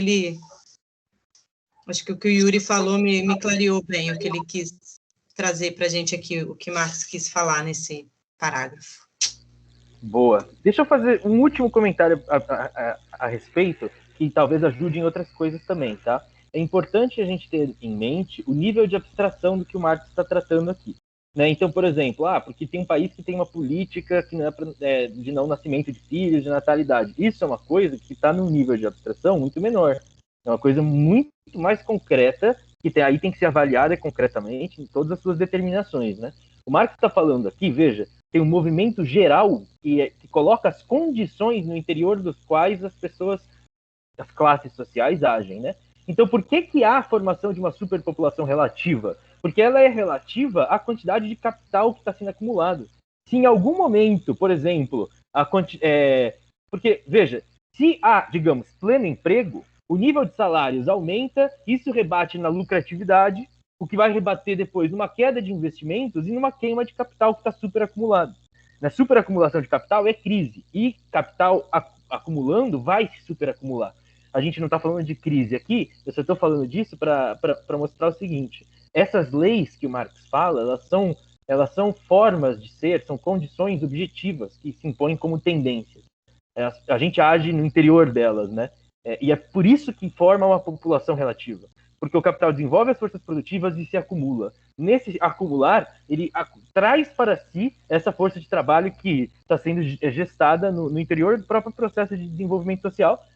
Só que na medida em que ele se acumula, mas traz cada vez menos, relativamente falando, essa força de trabalho que vem ao mundo, né, ele forma essa superpopulação relativa, também porque, se em algum momento, né, ele entrar em crise, ele queima capital e põe na rua toda essa população. Essa população que não trabalha, ela é uma superpopulação relativa. Né? Relativa a quê? A acumulação de capital. E ela funciona dessa maneira. Isso vale também, por exemplo, para as leis que falam do como que a taxa de lucro é contrarrestada.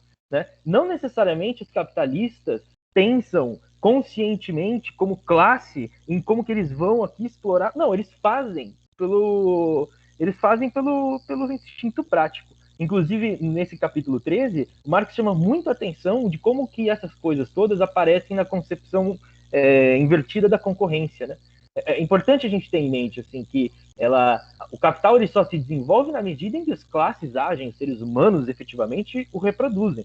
Por outro lado, na medida em que a gente constitui essa organização social, ela também adquire certas formas que são mais ou menos independentes da nossa vontade e que atuam como condições, como leis tendenciais. Né? E é sempre nesse sentido que ele fala de todas essas leis e dessas formas de ser. Mas, enfim, eu acho que se coaduna bem e dá talvez uma boa amarrada aí nesse tópico todo que você abriu. Espero que tenha contribuído. Eu vou aproveitar e pegar um gancho também com o que o Yuri disse, porque isso aponta justamente a essência desses capítulos, né? E aqui eu aponto também a centralidade de analisar esses capítulos como uma tríade também, assim como daqueles da concorrência. A gente até havia me esquecido de comentar a respeito disso, que esses capítulos são bastante pertinentes de serem lidos em conjunto com o capítulo 15 também. Capítulo 13, capítulo 14 e capítulo 15. Essas condições que o Yuri foi pontuando são muito bem desdobradas pelo Marx lá no capítulo 15, em que ele fala sobre o desenvolvimento das contradições internas da lei de que era tendencial à taxa de lucro. E lá ele vai apontar as crises que, de certa maneira, se apresentam em essência como crises de superacumulação de capital, em todas as suas formas de manifestação. E esse ponto é muito importante, porque ele vai derrubar o pressuposto que ele lança lá no início do capítulo 13, que é um pressuposto falso. O que ele vai dizer? A fins metodológicos, ele vai pressupor, para demonstrar uma queda gradual da taxa de lucro, que a taxa de exploração da força de trabalho se mantém constante. Esse é o pressuposto que ele coloca lá no início do capítulo 13, lá com o modelinho em que ele apresenta progressivamente um capital de maior composição orgânica a uma taxa de exploração constante. Só que ele vai desdobrar, ou melhor, destruir esse pressuposto, apontando que, veja, se o desenvolvimento das forças produtivas induz o aumento da composição orgânica do capital, ele também induz o quê? A criação do mais valor relativo. E ao induzir a criação do mais valor relativo, ele vai induzir o crescimento da taxa de exploração da força de trabalho. É por isso que ela vai tender, esse aumento da composição orgânica do capital, vai se apresentar não numa queda absoluta da taxa de lucro, mas numa queda tendencial. Porque ao mesmo tempo que o desenvolvimento das forças produtivas induz essa queda gradual da taxa de lucro, ela também induz o crescimento da taxa de exploração da força de trabalho, mas não a ponto de realmente contrabalancear por completo essa tendência, ou seja, anular esse caráter de tendência. E isso ele vai expor lá no capítulo 15, em que ele vai desdobrar a questão das crises e tudo mais, em que ele vai dizer que esse desenvolvimento das forças produtivas tende a se chocar com a capacidade de realização da sociedade, ou seja, a contradição entre produção e realização do valor. Daí a necessidade inexorável do modo de produção capitalista de ampliar os mercados. É daí que há a necessidade de necessariamente um modo de produção capitalista se erigir sobre a base do mercado mundial, sobre a base do mercado mundial, né? Todas essas condições vão sendo apontadas lá no capítulo 15 com um detalhamento muito rico que o Yuri já pode trazer aí em suas determinações mais. Deu uma travada aqui do Matheus. E só eu? Vale muito. Travou, mas foi muito bom, Matheus. Para mim. Acho que travou. Finalzinho travou, né? Mas não, bacana. eu só tava 15, então. ressaltando obrigado, viu? Ressaltando esse aspecto do desenvolvimento das contradições internas e compreender que a lei de queda tendencial à taxa de lucro se apresenta a partir dessa tendência inexorável do modo de produção capitalista, ou melhor, inexorável, mas num ponto de vista mais geral de desenvolvimento das forças produtivas, né? Isso ultrapassa faz parte da concepção materialista da história, que o Yuri sempre toca com bastante clareza suas exposições. E esse desenvolvimento das forças produtivas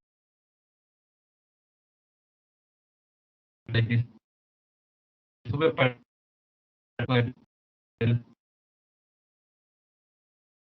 Travou novamente, mas da composição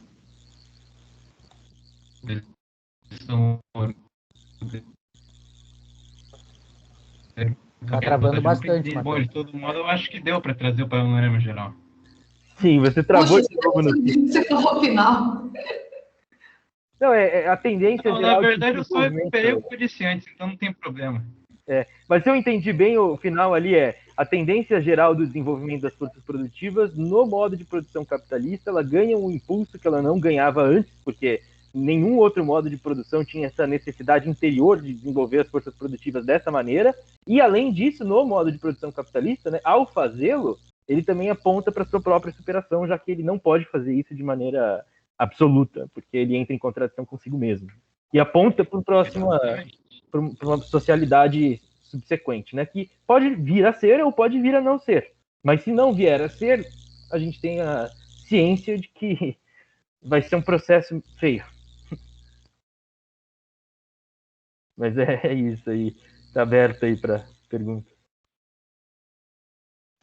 Desculpa. O Almiro levantou a mão ali. Se ninguém tiver aí inscrito, vai lá, Almiro. Eu vou falar. Não, o Yuri trouxe a abstração, eu vou trazer agora a concretude um pouco, e depois eu já mudo de tema. Quando a Júlia estava falando ali, eu lembrei daquela música do Ataúfo, uma coisa assim, que é Negócio Casar. Na época do Getúlio Vargas, né, toda a reestruturação, havia um incentivo aos casamentos, e quem tivesse 4 ou mais filhos ganharia prêmios do governo. Tá bem, quer dizer, bem a realização no Brasil aqui daquele parágrafo, né? Mas passando disso, né, é Negócio Casar, essa música aí da década de 30, na aula, o professor acho que foi o Tipola, deu aula sobre essa matéria, né, no vídeo. Ele fala de um autor que eu não consegui identificar o nome, eu não conheço, mas eu achei bem interessante. E, resumindo da forma que eu entendi, né, parece que existem tantas contratendências que esse autor diz, bom, então não é possível dizer nada sobre essa lei da tendência da queda da taxa de juros, né? Se cai ou se não cai. E eu achei bem interessante, porque, na verdade, né, como o próprio professor explicou, a própria lei traz em si, intrinsecamente, pelo menos as 4 tendências, as 4 primeiras tendências, né? As 4 primeiras contratendências, desculpa. E aí, mais uma opinião de vocês, assim, o que vocês acham sobre essa teoria desse autor que eu não consegui identificar o nome? E se tem na prática, como é que isso, se é possível observar, se é possível constatar que efetivamente há, historicamente, uma queda, ou seja, se essa tendência se realiza ou não. Almiro, eu tenho inclusive um livro que eu tenho lido, foi feito em 2018, tem artigos de vários pesquisadores no mundo, então tem do Brasil, tem calculando a taxa de lucro historicamente no Brasil, no mundo, nos Estados Unidos, tem vários pesquisadores marxistas aí, um deles que eu acompanho de perto, que se chama Michael Roberts, que se orientam bastante por isso, porque eles têm a mesma leitura que eu, não é que, a produção capitalista, ela se orienta em torno do lucro e da lucratividade. Então, o movimento do lucro e da lucratividade é o que orienta os investimentos, que é o que orienta a própria acumulação de capital. Né? E é lógico que isso, internamente, é super diversificada, mas no final das contas, toda essa diversidade se sintetiza nisso. A taxa de lucro está aumentando ou não, a massa de lucro está aumentando ou não, porque é isso que vai objetivamente orientar o investimento e a acumulação de capital. Né? Então, eles estudam empiricamente isso e demonstram, né, tanto a tendência geral, secular, a queda da taxa de lucro, quanto a centralidade do movimento da taxa de lucro para explicar as crises cíclicas recorrentes. Né? Então, assim, sim, isso pelo menos eu aceito, está empiricamente demonstrado. Eu quero, se eu puder colocar o livro no chat, talvez eu possa mandar, se eu pegar o e-mail aí, se você me mandar uma mensagem, depois eu te mando direto no e-mail, mas o nome do livro é World in Crisis. World in Crisis. Enfim, tem tudo a ver com esse capítulo, né? Porque é exatamente isso que eles estão querendo mostrar. Agora, quanto às contratendências serem suficientes para barrar a tendência, né? Teria como argumentar da seguinte maneira: a tendência ao desenvolvimento das forças produtivas e ao aumento, pelo menos, da composição técnica do capital, ela é uma tendência que ela não é absoluta no sentido de que ela mecanicamente vai se expressar. Ela é absoluta no sentido de que, tipo, isso vai acontecer nessa direção ao longo do tempo. Por outro lado, por exemplo, a variação da taxa de exploração, ela é cíclica. Ela tem a ver com o ciclo da acumulação de capital, com como as lutas de classe estão se desenrolando, né? E as outras tendências também, elas mais ou menos acompanham o ciclo. Então, a única tendência que é geral mesmo, que é absoluta, que vai se impondo, é essa tendência da acumulação com composição orgânica cada vez mais alta, né? Pelo menos de maneira geral. Por isso, do ponto de vista lógico, né? E mesmo aritmético, porque, por exemplo, a exploração da força de trabalho, que é a principal forma de contrarrestar esse processo, né? Ela tem limites físicos, etc. Então, assim, logicamente, a gente poderia construir esse argumento. Por outro lado, tem aí a questão empírica, né? Como eu falei, tem um livro, eu posso enviar para você, só preciso do seu e-mail, mas aí eu colocaria a questão nesses termos.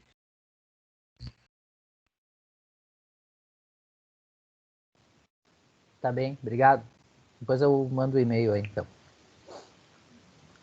Só sobre o vídeo do professor, ele citou, que eu me lembro, ele citou o Sheikh, né? E aí, que é um paquistanês que dá aula nos Estados Unidos, que o professor gosta muito. E ele, nesse ponto, ele comprovava a tendência da queda da taxa de lucro, porque ele faz estudos dos Estados Unidos, né? E ele mostra um gráfico, né, feito pelo Sheikh, que é sobre onde estaria a taxa de lucro e como a taxa de lucro é contrarrestada por algumas tendências próprias lá que ele escreve. Então, na verdade, aquele exemplo confirmaria a tendência à queda da taxa de lucro. E o outro que ele cita é um japonês, Okishio, eu não sei como é que fala, eu nunca li ele, mas o professor também gosta muito desse, eu sei porque eu já vi ele colocando várias vezes esse autor, talvez o Matheus, que teve aula na graduação com o Tipola, conheça, e aí ele que pareceu aí um pouco duvidoso, né, porque existiam tantas contratendências que talvez não desse para calcular, mas acho difícil que ele chegue a essa conclusão, era uma questão para perguntar mesmo para o Tipola na avaliação, porque se fosse de fato isso, o Tipola seria muito mais crítico, ele, né, não é, eu tenho certeza que ele acredita que a tendência aparece enquanto tendência, né? Tem que lembrar que o Marx sempre frisa nesse capítulo que é uma tendência e por isso tem todas esses elementos de contrapeso, né? Alguém escreveu ali, o Vitor escreveu que o Piketty discorda nessa análise. Bom, Piketty é fácil, a gente discorda. Se você quiser falar, Vitor, sobre qual é a interpretação do Piketty, eu estou brincando aqui, mas eu só li a introdução. Eu fiquei muito puta, e daí não li mais. Mas tenho aí o livro, gastei dinheiro. Se você quiser comentar, Vitor Garnica, e também defender o Piketty aí, talvez eu tenha me precipitado.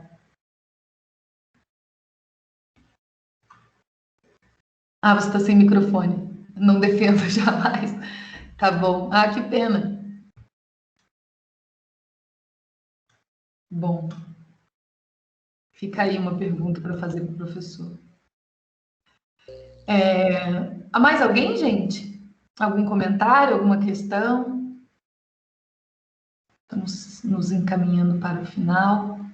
Eu estava procurando aqui a passagenzinha que o Marx fala da família, mas eu não estou achando. Mas se alguém quiser comentar... O Engels fala mais, né? Estuda mais a questão da família, né? Eu não sei qual é essa parte do Marx. Gostaria de ver. Mas eu já acho. Eu tenho um Twitter que só serve para colocar umas passagens, ele é fechado. Gente, talvez valha um comentário muito breve. Eu acho que está tendo um retorno. Está tendo um retorno, eu estou ouvindo minha voz.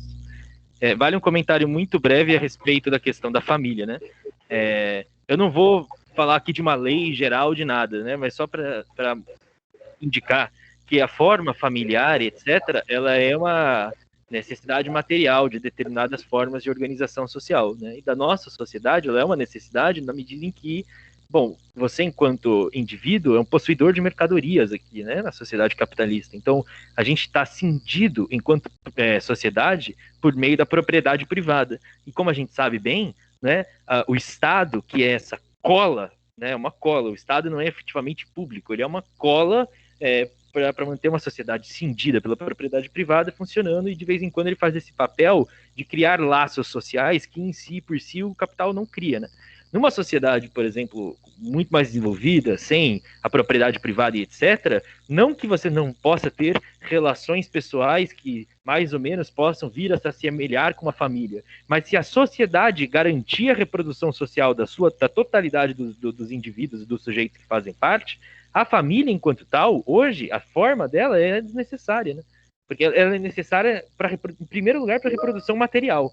E tem a ver com a propriedade privada, né? Então, o Engels vai discutir isso, etc. Mas é bom ter isso em mente, assim. E quanto menor o nível de desenvolvimento das forças produtivas, tanto mais isso é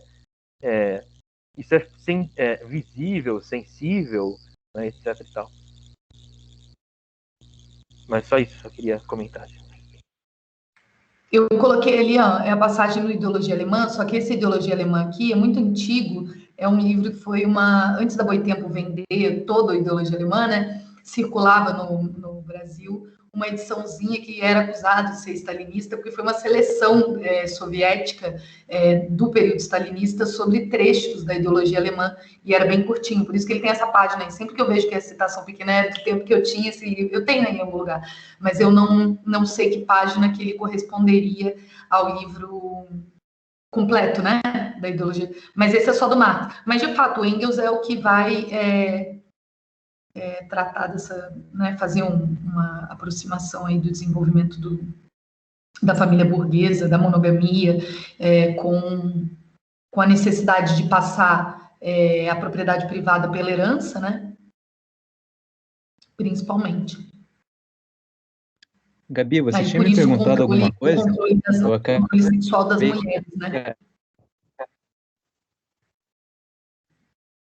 É muito legal, o Engels é um cara massa também, que a gente...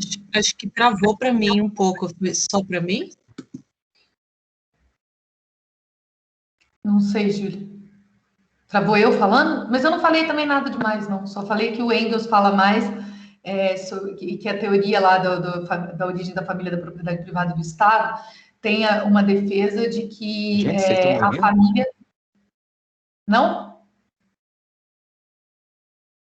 Não estão me ouvindo?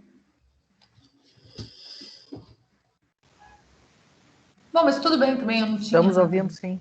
Estamos ouvindo, sim. Tá. Então tá, então não vou repetir. Mas é a ideia de passar a propriedade privada, né? E da herança. E aí Silvia, todo o controle sexual do corpo da mulher. Mas com certeza outro assunto, né? Com certeza. Mas a Silvia, o livro que ela, né, trabalha no Caliban e a Bruxa, ela fala bastante sobre isso, né? Eu gostaria, em outro momento, a gente poderia aprofundar isso, porque, né, é bem interessante. Mas é outra aula, né?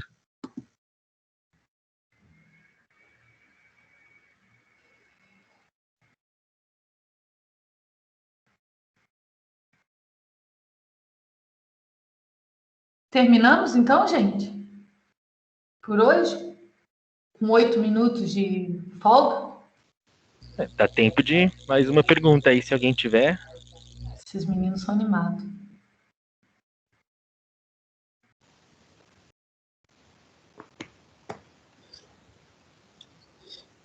Já que ninguém vai falar nada, eu queria mencionar também um artigo bom para ir nesse caminho aí que foi o debate. É um artigo mais recente não sei falar o nome dessa mulher, Bhattacharya, que ela fala da teoria da reprodução social. A Bhattacharya. Da teoria da reprodução social, que é mais ou menos isso, né? Sobre a apropriação do trabalho da mulher na família. Mas aí é outra parada também, né? Mas tem um pouco a ver. Não é a primeira vez que isso vem nas aulas, né? Não sei se você tá fazendo os outros livros, Bernardo, mas acho que já em todas as aulas, em algum momento, em alguma aula de todos os livros, esse assunto vem. Mas a gente ainda não aprofunda muito, mas realmente talvez a gente ainda chegue lá.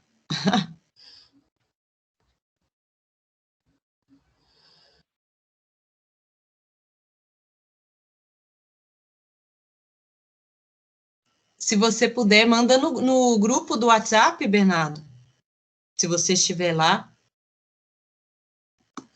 Pô, eu não tô lá, não. Ô, Julinha, falou que eu te mandei, Bert. Desculpa, mandar o quê? Desculpa. Mandar o texto da Bhattacharya. Ela é, inclusive, ela e a Silvia Frederici divergem, né, em relação ao valor.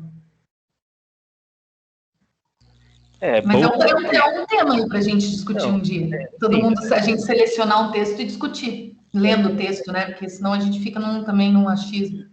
Bom, mas aqui a gente não vai conseguir ler, só porque a gente vai ler só o Marx, mas assim, é bom lembrar que a categoria de valor, ela é objetiva, né? Muitas vezes pegam a categoria de valor e tal qual essa categoria aí, né, para entender a mercadoria, a produção capitalista, e fazem certas interpretações absurdas dela, né? O que o Marx está falando aí é uma coisa objetiva, assim, né? Do trabalho social expandido, a produção material da vida humana, etc. E tal, que está determinado pelo capital, e é lógico que tem várias outras atividades humanas que a gente realiza que tem muito valor. Inclusive, na verdade, né, o valor das mercadorias é um valor completamente desprovido de valor.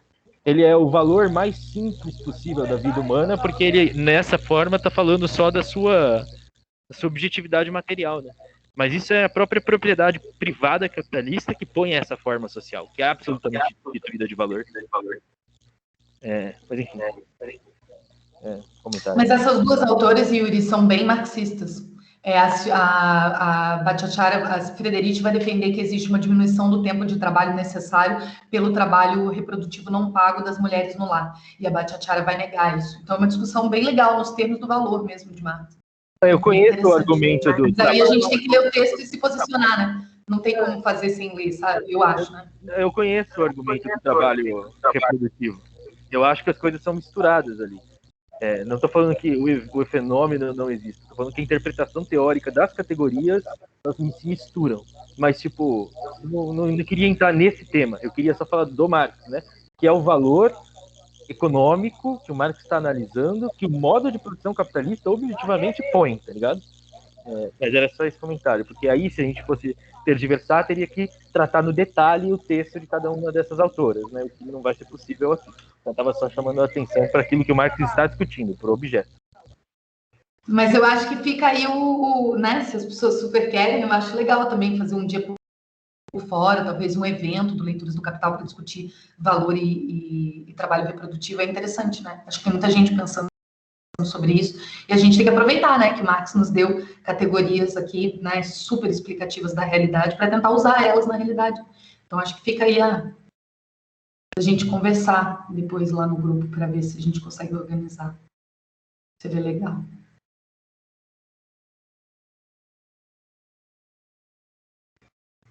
Mais alguém, gente? Matheus, quer falar alguma coisa? Yuri? Minha internet caiu no meio aqui, só consegui voltar agora praticamente. Então, acho que a gente podia caminhar para o fim, né? Para mim, pode ser. Alguém quer comentar alguma coisa? Para não ficar, parece que eu aqui que não quero trabalhar? Só porque eu já dei 5 aulas hoje. Só quero desejar boa noite a todos. Boa noite, Almir. Boa noite, então, gente. Acho que foi excelente, deu para clarear legal. Eu estava com várias dúvidas, mas acho que a fala de vocês deu para entender aqui. Estou satisfeita. Foi muito bom. Obrigada. Muito bom mesmo. Boa noite, gente. Valeu, pessoal. Boa noite. Almiro, depois boa noite, passa o seu e-mail. que vem. Tá, faço sim. Valeu. Um abraço.